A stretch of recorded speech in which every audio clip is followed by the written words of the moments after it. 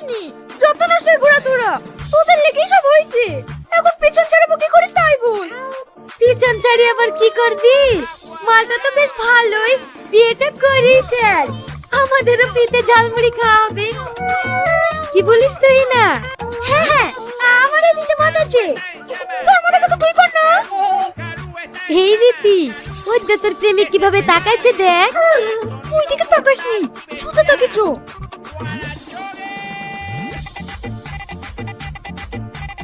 আমি তোমার জন্য কখন থেকে অপেক্ষা করছি।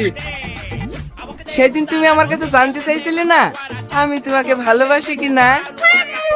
তাহলে শোনো, আমিও তোমাকে অনেক ভালোবাসি। I love you.